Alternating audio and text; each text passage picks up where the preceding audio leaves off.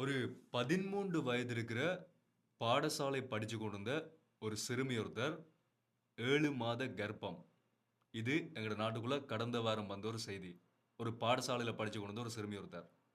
இலங்கைக்குள்ள இந்த teenage pregnancy, அதாவது சுத்த தமிழ்ல சொல்லப்போனா சிறுமிகள் கர்ப்பமடைதல், 18 வயசுக்கு கீழ இருக்கக்கூடிய சிறுமிகள் கர்ப்பமடைகிற எண்ணிக்கை எங்கட நாட்டுக்குள்ள எதிர்பாராத அளவுக்கு அதிகரிக்க ஆரம்பிச்சிருக்குது.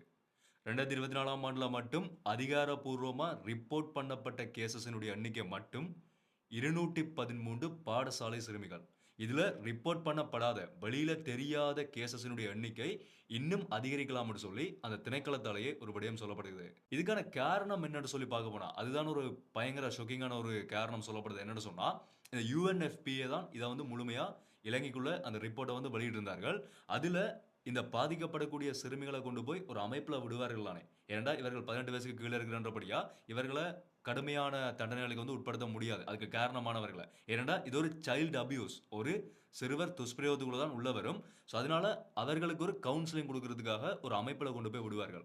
அந்த அமைப்பினுடைய தலைவர் வந்து ஒரு பெண் ஒருத்தர். அவர் அந்த ரிப்போர்ட்ல என்ன எழுதியிருக்கிறார்ன்னு சொன்னா, இந்த 18 வயசுக்கு கீழ கர்ப்பமடைந்த சிறுமிகள்ல 80% மிக அதிகமான அளவானவர்கள் தங்களினுடைய சுய விருப்பத்தோடயே தான் கர்ப்பம் அடைஞ்சிருக்கிறதா சொல்லப்படுகிறது.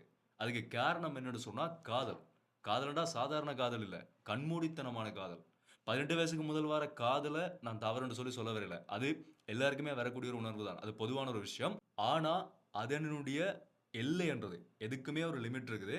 அந்த எல்லை எங்க மீறப்படுதோ அங்க தான் இந்த பிரச்சனை உருவாகுது. 2வது இப்ப இருக்கக்கூடிய இந்த ஜென்ஸி கிட்ஸ் சொல்லப்போனா இந்த 2005, 2006ஆம் ஆண்டுக்கு பிறகு பிறந்த இந்த அடுத்த ஜெனரேஷனுக்கு வந்து ரியல் லைஃப்க்கும் தங்களோட கற்பனை உலகத்துக்கும் இடையில இருக்கிற வித்தியாசத்த வந்து பிரிச்சறிய முடியல.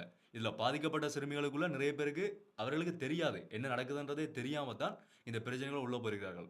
இந்த மாதிரி ஏகப்பட்ட பிரச்சனைகள். இந்த வீடியோ நீங்க பார்த்துக் கொண்டிருக்கிறார்கள். அப்பா, அம்மா பார்த்துக் கொண்டிருப்பீங்க. அண்ணா, தங்கச்சி, அக்கா, தம்பி, சமூக ஆர்வலர்கள், நல்லது செய்யணும்னு நினைக்கிறார்கள். எத்தனையோ பேர் பார்த்துக் கொண்டிருப்பீங்க. இத பற்றி ஃபுல்லா ரிசர்ச் பண்ணி, A to Z ஃபுல்லா ரிசர்ச் பண்ணி நான் ஒரு முழுமையான வீடியோ வந்து YouTubeல அப்லோட் பண்ணியிருக்கிறேன். கட்டாயமா எல்லாருமே தெரிஞ்சு கொள்ள வேண்டிய ஒரு முக்கியமான விஷயம். இது ஒரு ஒரு மிக மோசமான சூழ்நிலையா எங்களோட சமுதாயத்துக்கு ஒரு ஆபத்தை ஏற்படுத்தக்கூடிய பிரச்சனையா தான் இன்றைக்கு உருவாகி கொண்டிருக்குது.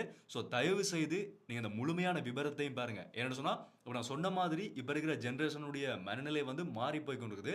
அதை எப்படி ஹேண்டில் பண்றன்றது அப்பா, அம்மாக்கு தெரியுதில்ல. அவர்களுடைய பாதுகாவலர்களுக்கு தெரியுதில்ல. அதனாலேயே தான் பாதி பிரச்சனை உருவாகுது. ஸோ அத பத்தி எல்லாமே முழுமையா வந்து இந்த வீடியோல கழிச்சிருக்கிறேன். ஸோ ஃபுல்லா போய் பாருங்க. பார்த்துட்டு தயவு செய்து இப்படி இனி ஒரு கேஸஸ் ரிப்போர்ட் பண்ணாத அளவுக்கு எங்களோட சமுதாயத்த பாதுகாத்துக் கொள்ளணும். அது எங்களினுடைய கடமை தான். இதுக்கான காரணமா இருக்கிறது. இதுக்கு பின்னால முக்கியமான காரணமா இருக்கக்கூடியவர்களும் அப்பா, அம்மா, அந்த சிறுமிகள், பாடசாலை, சமூகம்னு சொல்லி இவர்கள்லாம் பின்னால இருக்கிறார்கள். ஸோ தயவு செய்து ஒரு விழிப்புணர்வா இருக்க வேண்டிய ஒரு முக்கியமான ஒரு விடயம். அந்த வீடியோவ பார்த்து முடிஞ்ச வரைக்கும் எல்லாருக்குமே ஷேர் பண்ணி இந்த விஷயத்த எல்லாருக்குமே தயவு செய்து தெரியப்படுத்துங்க.